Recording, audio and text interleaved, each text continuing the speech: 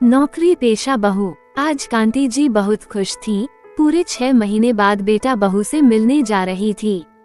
नई नवेली बहू निर्मला नौकरी के चक्कर में 4 दिन भी सास के साथ न रह सकी थी। शादी के तुरंत बाद चली आई थी पति धीमेश के साथ उज्जैन।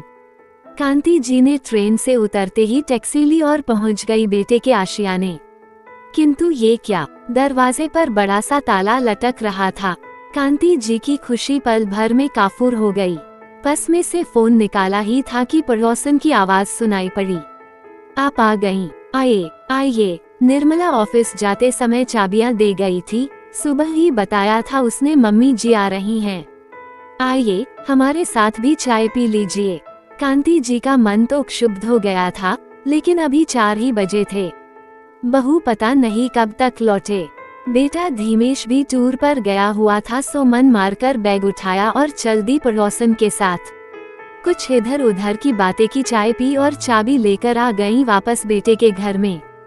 शाम के 7 बजे तक कांति का मन अत्यंत क्षुब्ध हो गया।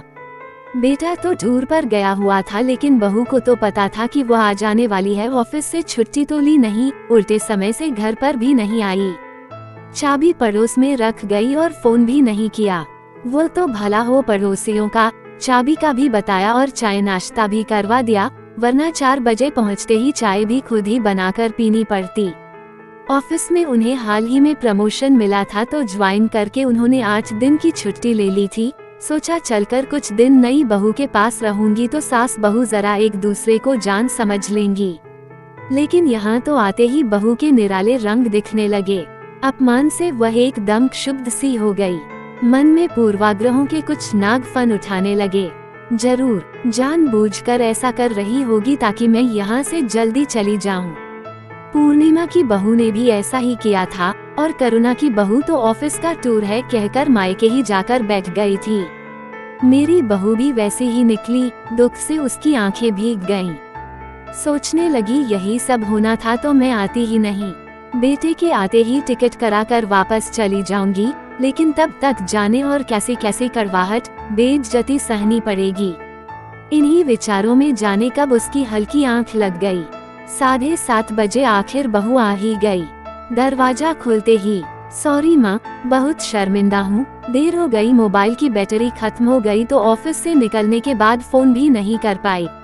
ये कहते हुए उसने एक बुके सास को बड़े प्यार से थमा दिया। ताजे फूलों की खुशबू बिखेरता खूबसूरत बुके कांति जी के हाथ में था और बहू उन्हें प्रणाम करने के लिए झुकी हुई थी। कांति जी का हाथ अनायास बहू के सर पर पहुंच गया, जिसे उन्होंने प्यार से सहला भी दिया। अप्रत्याशित सुख का एक झोंका सास बहू को प्रेम से भर गया।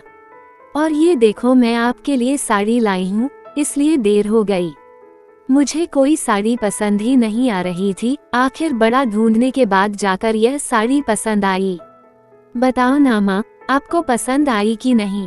बहू ने हाथ में पकड़े पैकेट से एक खूबसूरत सिल्क की साड़ी निकालकर विमला के कंधे पर फैला दी।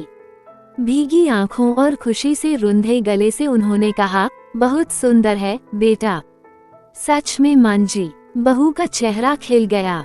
सारे काम आज पूरे करके ऑफिस से 8 दिन की छुट्टी ले ली है मैंने। अब मैं पूरा समय आपके ही साथ रहूंगी। जाने कितनी बातें करनी है आपसे, जाने कितना कुछ सीखना है।